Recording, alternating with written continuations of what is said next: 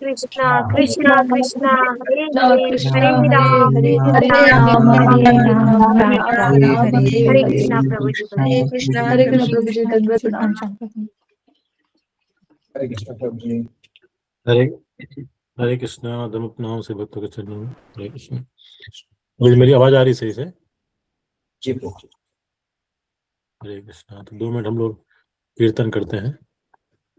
जय राधा माधवा जय कुंज बिहारी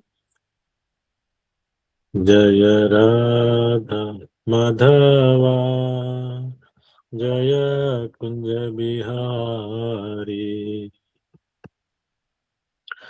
जय गोपीजन बल्लभा जय गिरिवरधारी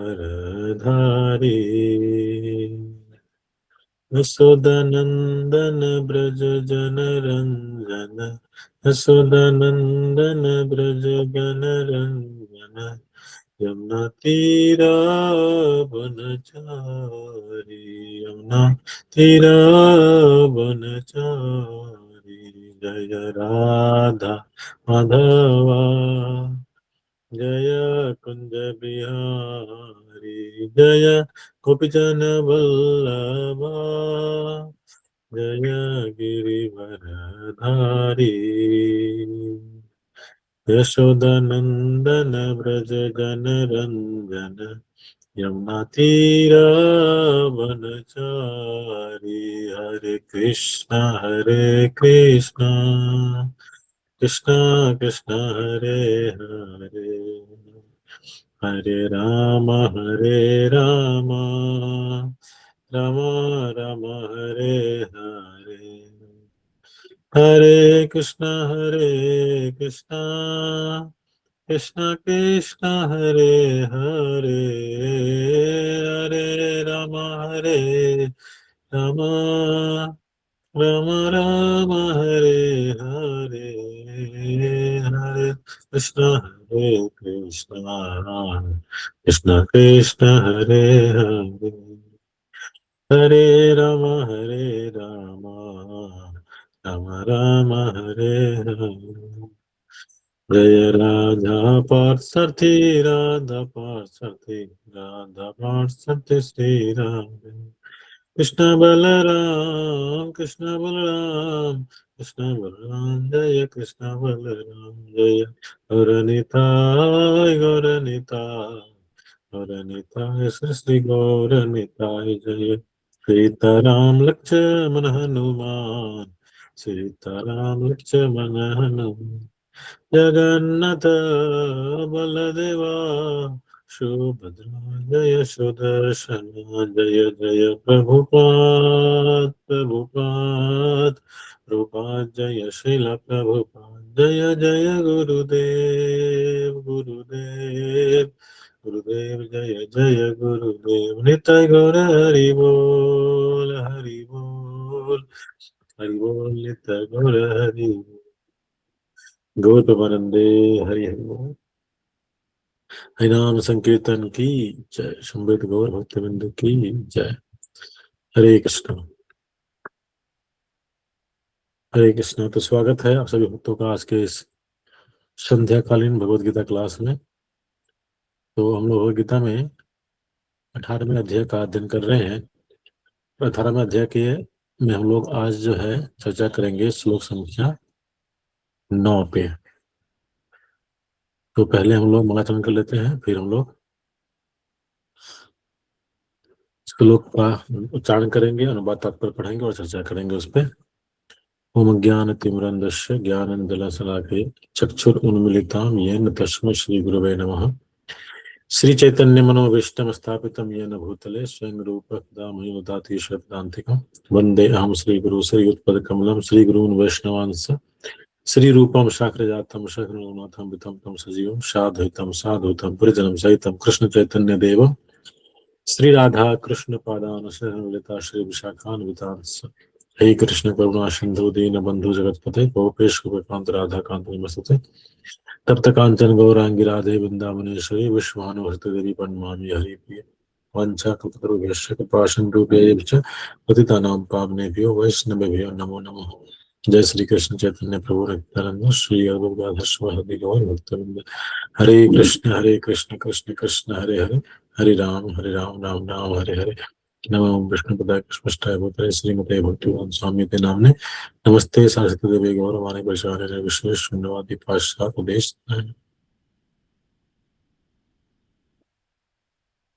हरे कृष्ण। भगवद गीता के 18वें अध्याय का 9वां श्लोक जो हम लोग आज अध्ययन करेंगे उसका परिवर्तन करते हैं। कार्यम इति एव यत् कर्म, आप लोग पीछे बोल सकते हैं।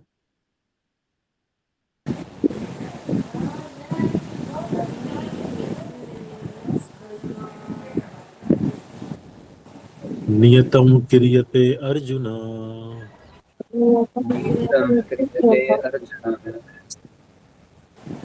संगम त्यक्त्वा फलं च एव संगम त्यक्त्वा फलं चैव सः त्यागः सात्विकः मतः। त्यागः सात्विको मतः। कार्यम इति एव यत् कर्म, कार्यम् इति एव यत् कर्म नियतं क्रियते अर्जुन नियतं अर्जुन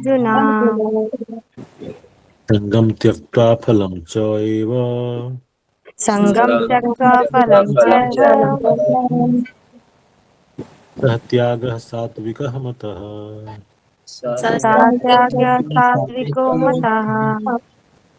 कार्यम इति एव यत् कर्म, कार्यम् इति एव यत् कर्म नियतं क्रियते अर्जुन नियतं क्रियते अर्जुन संगम त्यक्त्वा फलं च एव संगम त्यक्त्वा फलं चैव सः त्यागः सात्विकः मतः।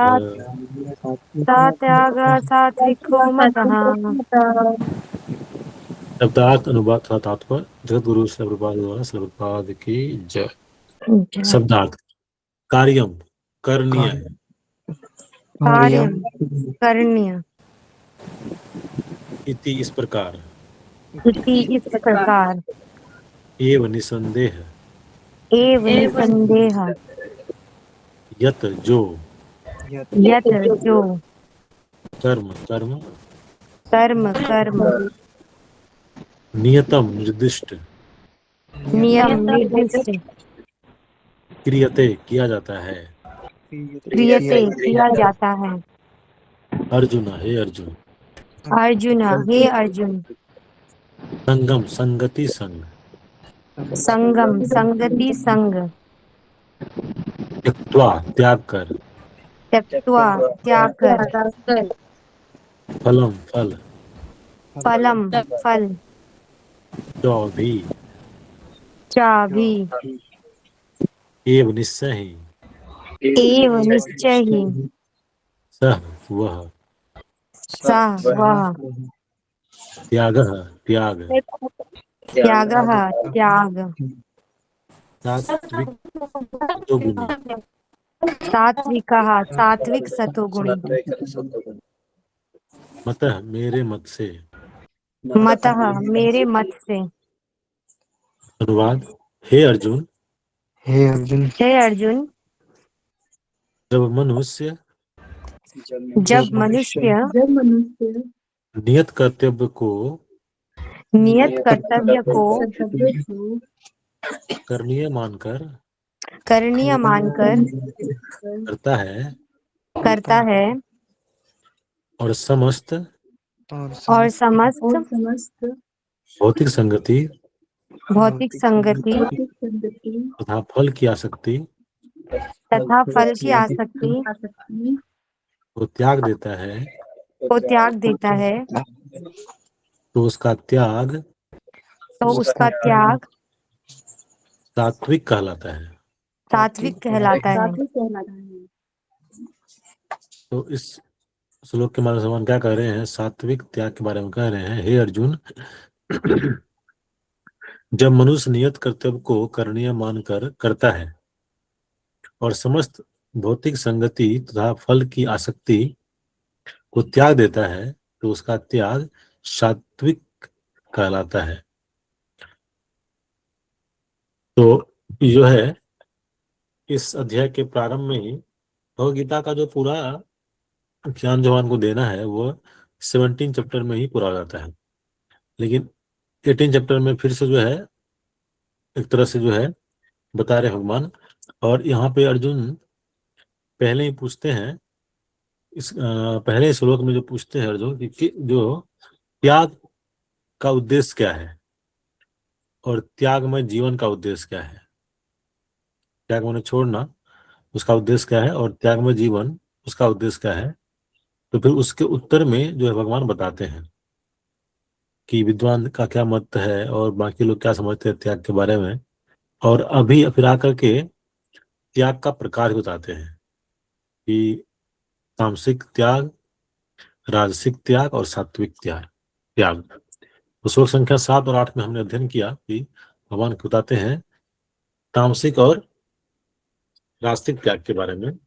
आज इस श्लोक के माध्यम से बता रहे हैं कि सात्विक त्याग क्या होता है। तो सात्विक त्याग क्या होता है बता रहे हैं कि जब मनुष्य नियत कर्तव्य को करणीय मानकर करता है, तो यहाँ पे कर रहा है, कार्य को कर रहा है, और क्या भौतिक संगत तथा फल की आसक्ति को त्याग देता है। क्या त्याग क्या रहा है, कार्य तो कर रहा है लेकिन उसके फल को भी प्राप्त कर रहा है लेकिन उससे आसक्त नहीं हो रहा है।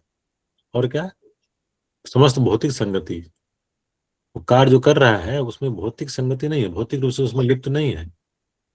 दो चीज बता रहे हैं, कार्य तो कर रहा है, दो चीज बता रहे हैं कि भौतिक संगति में समस्त भौतिक संगति को त्याग कर रहा है और आसक्ति को भी त्याग कर रहा है, उसके फल की आसक्ति को त्याग कर रहा है। तो इसको बोलते हैं सात्विक त्याग। या तो त्याग करता है वो सात्विक त्याग करता है। प्रभुपाद जी तात्पर्य में कह रहे हैं नियत कर्म किसी मनोभाव से, नियत कर्म इसी मनोभाव से किया जाना चाहिए।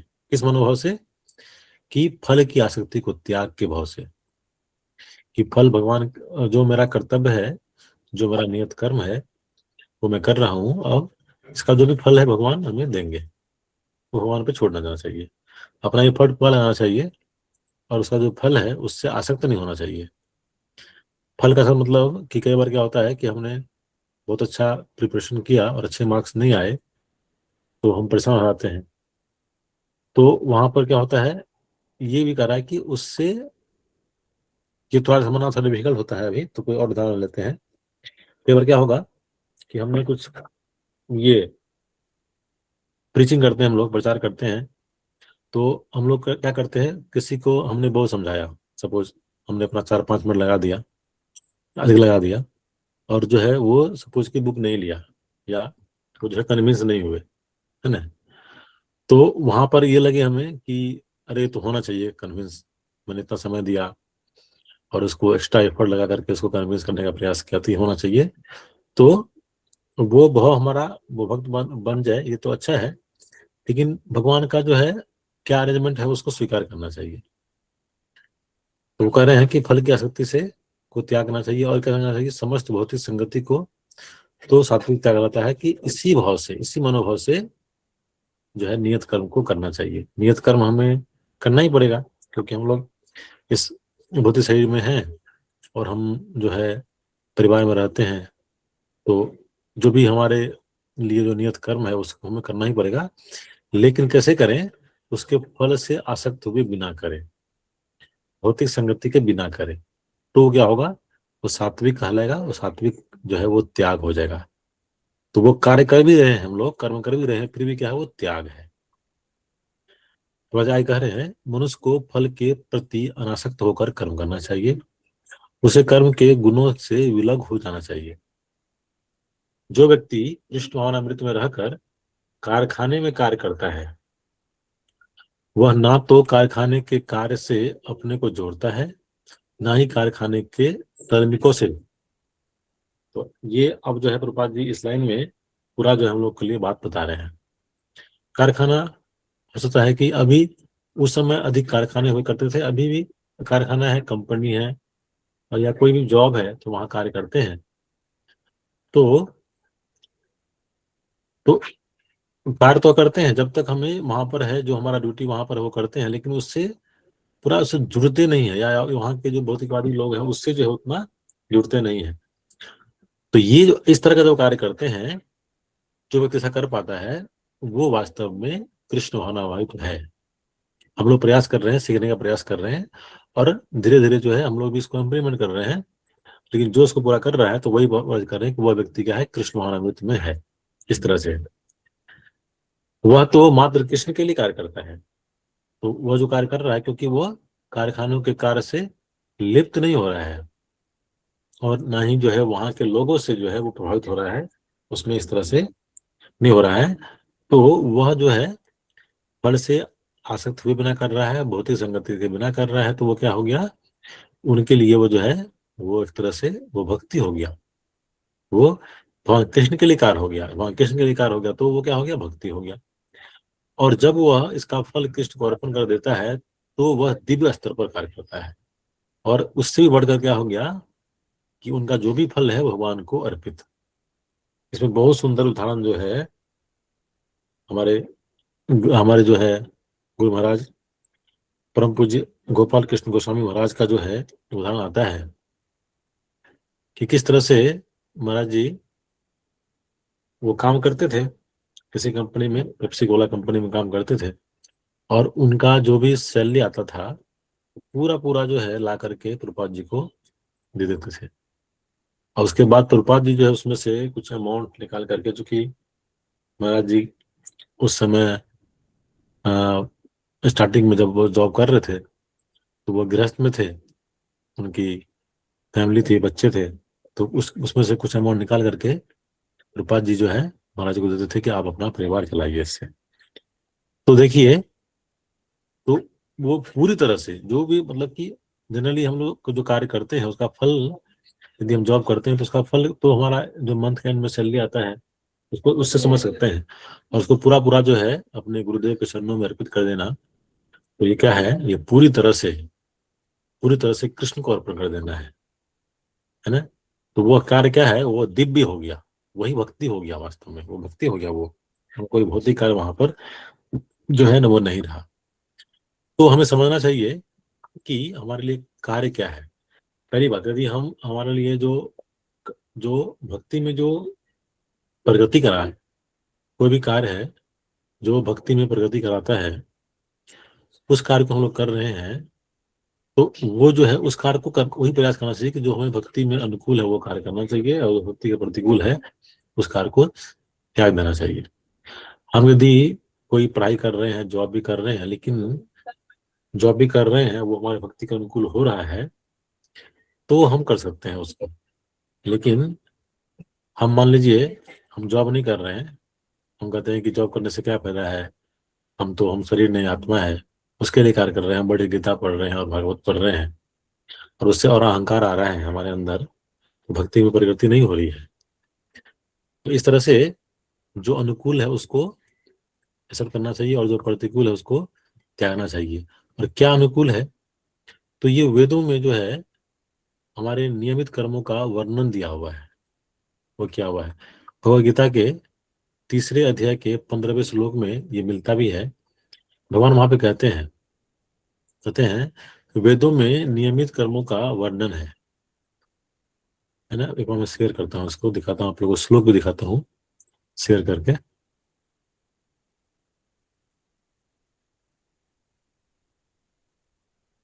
ये आई थिंक देख पा रहे होंगे आप लोग,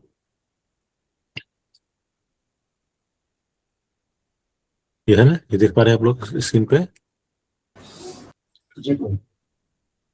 ये भगवद गीता का 3 अध्याय का 15वां श्लोक है। भगवान यहाँ पे कहते हैं वेदों में नियमित कर्मों का वर्णन है, और वेद सीधे भगवान से प्रकट हुए हैं, अतः सर्वव्यापी दिव्यता शाश्वत रूप से यज्ञ कर्मों में विद्यमान है। ये इंग्लिश का मैं ट्रांसलेट किया है, इसलिए थोड़ा हिंदी जो है ढंग का लग रहा होगा। तो यहाँ पे क्या बता रहे हैं इस श्लोक के माध्यम से, कि जो नियत कर्म है हमारे लिए, क्या करनीय है क्या करनीय नहीं है, वह वेदों में वर्णित है, और वेदों में वर्णित है, और बता रहे हैं कि वेद सीधा भगवान से प्रकट हुए हैं, अतः सर्वव्यापी दिव्यता शाश्वत रूप से यज्ञ कर्मों के विद्यमान है। मतलब ये कि जैसे कि हम लोग अपना कुछ कर्म बनाते हैं हम लोग, मतलब बनाते हैं मतलब कि हम लोग कुछ डिसाइड करते हैं कि ऐसा करना चाहिए। जैसे कि लास्ट क्लास में भी हमने एग्जाम्पल लिया था, वहाँ पे क्या था, जैसे अभी के स्टूडेंट को, बच्चों को क्या लगता है कि रात में लेट नाइट तक पढ़ाई करना अच्छा होता है, सुबह आराम से उठो 9 बजे 10 बजे, कोई दिक्कत नहीं है। तो वो क्या किया, ये इस तरह का जो है कार्य हमने बना लिया, रूटीन इस तरह का, जबकि ये जो रिकमेंडेड नहीं है शास्त्र के हिसाब से। शास्त्र के हिसाब से रिकमेंडेड है क्या कि आप सवेरे सो जाइए और ब्रह्म मुहूर्त में उठ करके, सवेरे उठ करके अपना जो है आपका इंपोर्टेंट कार्य है वो कीजिए। जो स्टूडेंट है उसके लिए पढ़ाई करना है तो ब्रह्म मुहूर्त में उठ करके आप थोड़ा सा आरती कर सकते हैं, एक दो माला जप करके अपना पढ़ाई कर सकते हैं इस तरह से। और हम लोग जिसका पढ़ाई पूरा हो गया है, गृहस्थ हैं, जॉब में है, बिजनेस में है, तो हमारे लिए है कि ब्रह्म मुहूर्त में करके भगवान का आरती करना, भगवान के नाम को जप करना, भगवत आदि का पठन करना, क्योंकि वो सबसे अच्छा समय होता है। तो ये चीज जो है वर्णन है वो शास्त्रों में है। और चूंकि और ये हमेशा के लिए सही होगा, ऐसा नहीं है कि अभी बच्चे ऐसे कर रहे हैं उससे उनको सफलता भी मिल रही है। हो सकता है कि वो अच्छा कर रहे होंगे स्कूल में और अपने एग्जाम से अच्छा कर रहे हैं, लेकिन इसका ये मतलब नहीं है कि वो सही है। कई बार ऐसा होता है कि जो कार्य रिकमेंड नहीं किया गया है वो कार्य करने से भी सफलता मिल जाती है, लेकिन इसका मतलब ये नहीं है कि वो अच्छा है, वो सही है। क्यों? क्योंकि वो हमने बनाया है। और ये भगवान ने जो वेद दिया है, भगवान ने जो कुछ भी दिया है, क्योंकि भगवान में किस तरह का दोष नहीं होता है। हमारे अंदर क्या होता है, 4 तरह के दोष पाए जाते हैं। हमने पढ़ा है ना स्टार्टिंग में कि 4 तरह के दोष हमारे अंदर पाए जाते हैं। तो हम कोई भी कार्य करते हैं तो वो क्या होता है, अपूर्णता होता है, वो पूरा नहीं हो पाता है वो 4 तरह के दोषों के कारण से। इसलिए क्या है कि हमें इस बात को समझना चाहिए कि जो चीज वेदों में बताया गया है उस कार्य को करना चाहिए, क्योंकि वह जो है हमें आगे क्यों ले आता है, सफलता क्यों ले आता है। सफलता मतलब क्या है? सफलता मतलब यहाँ पर कोई सफलता, भौतिक सफलता से बात नहीं है। मनुष्य जीवन का सफलता क्या है? यदि मनुष्य जीवन की सफलता हम प्राप्त करें, आपका बात करें, तो जो हमारा एंड एग्जाम है वहां पे हम पास हो पा रहे हैं कि नहीं पा रहे हैं, अंतः नारायण स्मृति, ऐसा हो पा रहा है कि नहीं हो पा रहा है, ये सफलता है। और वो कब होगा? जब हम निरंतर प्रयास करेंगे। तो क्या ऐसा भी होता है कि ऐसा डाउट आता है कि क्या यदि हम निरंतर निरंतर हम नाम जप करते रहे जीवन पर्यंत, फिर भी यदि मृत्यु के समय में नहीं आया भगवान का स्मरण, तो भगवान कहते हैं, आश्वस्त करते हैं गीता में, यदि ऐसे भक्त जो जिन्होंने जीवन प्रयास किया मुझे याद करने का, और मृत्यु के समय में, क्योंकि क्या होता है उस समय बहुत पीड़ा होती है, और कब वात पित्त आदि बढ़ जाता है तो कई बार जो है वो यम स्मरण नहीं कर पाते हैं, बोल नहीं पाते हैं। तो भगवान कहते हैं कि उसको मैं याद दिलाता हूँ। भगवान परमात्मा के रूप में सबके अंदर बैठे हुए हैं, तो इतना बड़ा जो है एश्योरेंस जो हम लोग को मिलता है। तो आज के श्लोक में ये बता रहे हैं यहाँ पर भगवान कि सात्विक क्या क्या होता है। और थोड़ा सा हम लोग पीछे चलो, यदि कल के श्लोक को ले, उससे प्रभुपाद जी तात्पर्य में बहुत सुंदर चीज लिख रहे हैं, मैं थोड़ा उस पर स्टे करना चाहूंगा। जैसे कि प्रभुपाद जी 7वें श्लोक के तात्पर्य में लिख रहे हैं कि जैसे कि लिख रहे हैं यहाँ पर, मैं पूरा पढ़ता हूँ, थोड़ा सा एक ही पैराग्राफ है, पूरा पढ़ लेता हूँ। जो कार्य भौतिक तुष्टि के लिए किया जाता है उसे अवश्य ही त्याग दे, पहली बात। और क्या?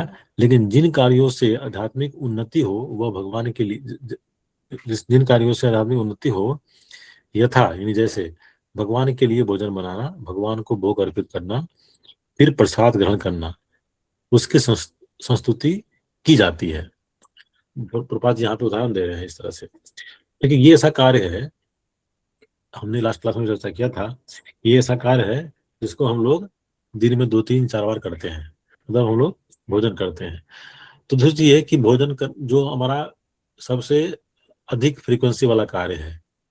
हो सकता है कि हम लोग नहाते एक बार हो, कई बार 2 बार मैक्सिमम से नहाते हैं, लेकिन भोजन जो है 3 4 बार हो जाता है। तो सबसे अधिक फ्रीक्वेंसी वाला कार्य है, वही कार्य को हम भक्ति में बना सकते हैं। जैसे कि हम ये सोच करके भोजन पकाएं कि ये मैं भगवान के लिए बनाना हूँ, आधा पार्षदी के लिए पका रहा हूँ, शुद्धता से पकाएं, फिर उनको उनको ऑफर करें, और फिर उनका जो उचिष्ट है, उचिष्ट प्रसाद है, वो प्रसाद के रूप में पाए। देखिए देखिए, आपका भोजन पकाना और आपका भोजन फिर प्रसाद के रूप में पाना, वो क्या हो गया? तो भक्ति हो गया आपका। कितना सुंदर है ना? और हम पढ़ाई भी करते हैं, क्योंकि 2 तरह के अभी हो सकता है कि इसमें यहाँ पे जितने भक्त हैं, कुछ पढ़ाई कर रहे होंगे, कुछ का पढ़ाई पूरा हो गया तो वो जॉब कर रहे होंगे, गृहस्थ हैं। तो जो जॉब कर रहे हैं उनके लिए तो बहुत आसान है सोचना कि इसका जो भी फल होगा वो कृष्ण को अर्पित है। कैसे अर्पित है? हमारे अंदर तभी उतनी शुद्धता नहीं आई कि हम जा करके अपना पूरा पूरा जो है अपने गुरु महाराज को चरणों में दे दें।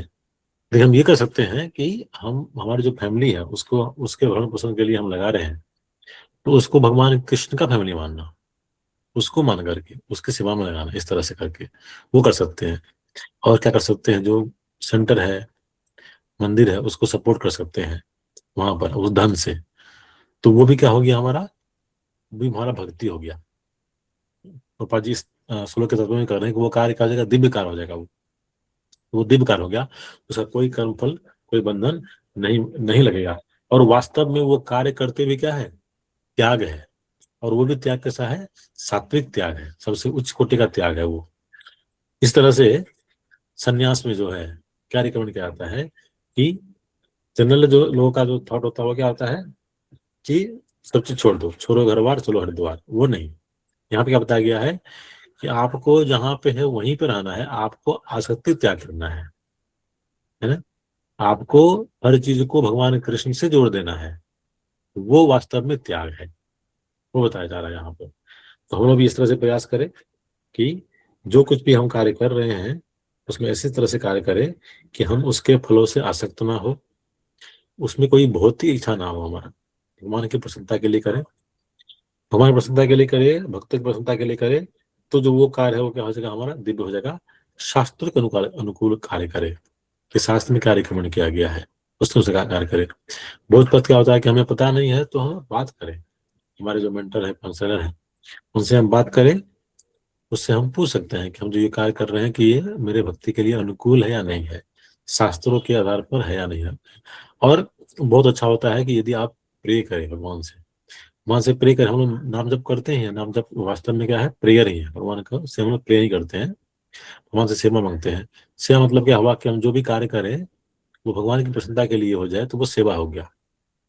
और जो है अपनी प्रसन्नता के लिए करेंगे, अपनी प्रसन्नता के लिए करेंगे तो वो सेवा नहीं होगा, वो फिर वो क्या हो जाएगा, वो वो हमारा क्या हो जाएगा, काम हो जाएगा वो, है ना। क्या बोलते हैं, कैसे कैसे एक श्लोक आता है, कृष्णेर वांछा कथा, भगवान कृष्ण के लिए जो करते हैं वो वास्तव में क्या है, उसको बोलते हैं प्रेम, है ना। और जो अपने इंद्रिय पूर्ति के लिए करते हैं उसको बोलते हैं काम। तो हम प्रे भी करें, भगवान से प्रार्थना भी करें कि हम जो भी हम कार्य करते हैं वो आपकी प्रसन्नता के लिए हो। इस तरह का हमारा जो है इस तरह का हमारा मति दीजिए, इस तरह का बुद्धि दीजिए कि हम जो भी कार्य करें वो आपके प्रसन्नता के लिए हो, आपके भक्तों की प्रसन्नता के लिए हो।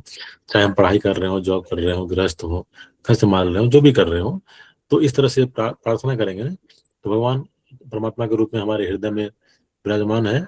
तो वो जो है इस तरह का अरेंजमेंट कर देंगे, इस तरह का जो है बुद्धि हमारा कर देंगे, इस तरह का अरेंजमेंट कर देंगे कि हम उनके प्रसन्नता के लिए, उनके भक्तों के लिए, भगवान के भक्तों के लिए प्रसन्नता के लिए ही कार्य हमारा हो जाएगा।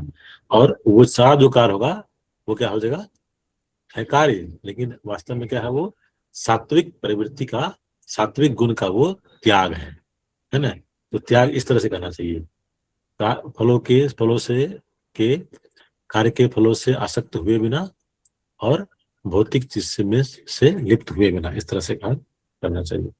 तो इसके स्रोत से हम ये सीख सकते हैं, ये सेवा तो मुझे मिला था, जो कुछ भी मैंने श्रवण किया है वैष्णवों से, उसी तरह मैंने बोलने का प्रयास किया। कुछ त्रुटि हो गई हो तो क्षमा कीजिएगा आप लोग।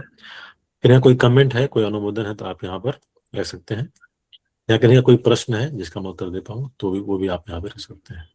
हरे कृष्णा। हरे कृष्णा। बहुत बहुत धन्यवाद प्रभु जी। जैसे आपने बताया आज तो आप में से जिन भक्तों का अगर कोई प्रश्न है तो आप तो पूछ सकते हैं।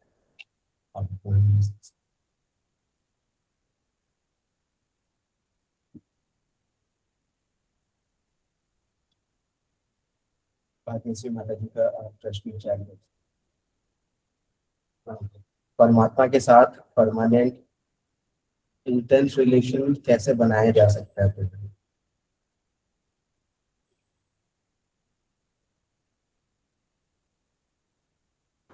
तो जी आप म्यूट। हरे कृष्णा। मतलब एक प्रश्न है, परमात्मा के साथ परमानेंट इंटेंस रिलेशन कैसे बनाया जा सकता है। तो पहले तो परमात्मा के साथ हमारा परमानेंट रिलेशन तो ऑलरेडी है, और जैसे कि वो क्या है कि हम लोग अब इसको वो फील नहीं कर पा रहे हैं, क्योंकि हमारा उस तरह का शुद्धता नहीं है। जैसे कि अभी देखिए, अभी हम लोग जितना भौतिकता में जितना हम लोग आगे बढ़ते हैं ना, उतना हम इस चीज से दूर हो जाते हैं। संबंध तो हमारा है, लेकिन उतना वो ढक जाता है। तो उदाहरण के रूप में इसको समझ सकते हैं। अभी देखिए कि जैसे कि जो अभी भी जो गांव के लोग हैं, जो गांव में रहते हैं, जिनका सरल हृदय है, वो इस चीज को मानते हैं। तो कोई कार्य करेंगे ना, जो कार्य सपोज कि रिकमेंडेड नहीं है, तो वो उसको ना बहुत वो मानते हैं कि नहीं, ये कार्य करने योग्य नहीं, ये नहीं करना चाहिए। इस तरह से उनको कई बार जो है उनको वो रुकेंगे, है ना, नहीं करना चाहेंगे। लेकिन वही जो भौतिक भौतिक जीवन में, भौतिकता में काफी आगे बढ़ गए, मतलब कि आधुनिक जीवन में शहरी इलाका में रहते हैं या मेट्रो सिटी वगैरह में रहते हैं, उनको उतना फर्क नहीं पड़ता है। कहने का मतलब ये हुआ कि हम जितना भगवान के पे डिपेंडेंट रहेंगे, भगवान के, जैसे कि गांव और जो मेट्रो सिटी, उसमें क्या अंतर है? जो गांव है वहां पर हम प्रकृति के पास रहते हैं, हम ये समझते हैं, देख पाते हैं कि भगवान के कितना ऊपर जो है हम डिपेंडेंट है, कितना भगवान कृपालु, कितना हमको दे रहे हैं। और वही जब हम तो आधुनिकता में आगे बढ़ जाते हैं, तो हमको लगता है कि ये सब तो हमने लिया है ना, ये मकान, ये कार, ये फ्रिज, ये एसी, मतलब जितना भी सुविधा है वो हमने लिया है। तो हम भगवान को क्या होता है, भूल जाते हैं। भगवान को भूलते हैं तो हमारा जो कम्युनिकेशन होता है परमात्मा से, वो भी धीरे धीरे क्या होता है, कम हो जाता है। तो फिर हमारा रिलेशन जो है, हमको लगता है कि हमारा रिलेशन उससे कुछ नहीं है। तो जितना अधिक हम भगवान से जुड़ के रहेंगे, भगवान से जुड़ने का साधन केवल गांव में रहना वो नहीं है। यदि हम शास्त्रों के साथ भी हैं, हम भागवत के साथ भी हैं, तो कहने का मतलब कि हम निरंतर भागवत का अध्ययन कर रहे हैं, श्रवण कर रहे हैं, शास्त्रों के नियम के अनुसार जीवन जी रहे हैं, तो भी हम भगवान के नजदीक है। जितना हम इस कार्य को बढ़ाएंगे, उतना अधिक हमारा परमात्मा से रिलेशनशिप जो है वो इंटेंस हमको लगने लगेगा। है ऑलरेडी ही रिलेशन, लेकिन चूंकि हम इनसे दूर हो गए हैं। जैसे कि एग्जाम्पल लेते हैं, हम लोग अपने आप का लेते हैं।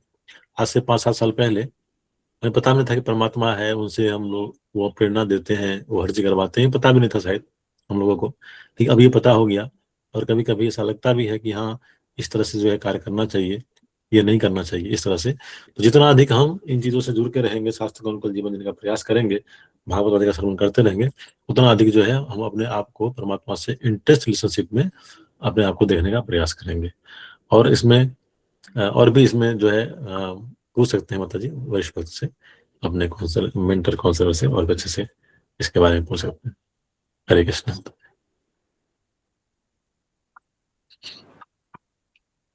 थैंक यू प्रभु जी। प्रभु जी, और तो वैसे कोई प्रश्न नहीं है, हम इस सेशन के लिए वाइंड अप कर सकते हैं। बहुत बहुत धन्यवाद प्रभु जी, बहुत ही सुंदर विषय था, और प्रश्न के उत्तर आपने सही तरीके से आपने बताया। तो प्रभु जी का हम लोग धन्यवाद करेंगे बाई चैंटिंग हरे कृष्णा महामंत्र से। हरे कृष्णा हरे कृष्णा हरे कृष्णा हरे कृष्णा कृष्ण हरे हरे कृष्ण प्रभु हरे जी कृष्णा धर्म से भक्तों के चरणों में हरे कृष्णा। हरे कृष्णा। तो आपसे भक्तों को बहुत बहुत धन्यवाद कि आप रोजाना पवित्र क्लास का श्रवण करते हैं। तो आशा करें कि आप इस तरह से ज्वाइन करते रहेंगे। और लेवल 1 का क्लास जो है जल्द से जल्द स्टार्ट होने वाला है। तो फॉर्म भी अगर आ गया होगा तो आप उसी से रिलेट कर सकते हैं। अगर नहीं आया तो जल्दी मिल जाएगा। तो टुडे नए भक्त है या फिर जो भी नए हैं, जो मतलब स्पिरिचुअलिटी से नहीं जुड़े हुए, तो उनको हम लोग बोल सकते हैं, और हमारे जो बेसिक लेवल है उसमें ज्वाइन करवा सकते हैं। अगर आपके पास मैसेज आ चुका है तो आप उसे भेज सकते हैं। तो सेकंड कहीं पे भी आप लेते हैं जब प्रभुपाद की जय। जय एक और वक्त तक की जय। निताय निताय गौर। जय हरे कृष्ण। हरे हरे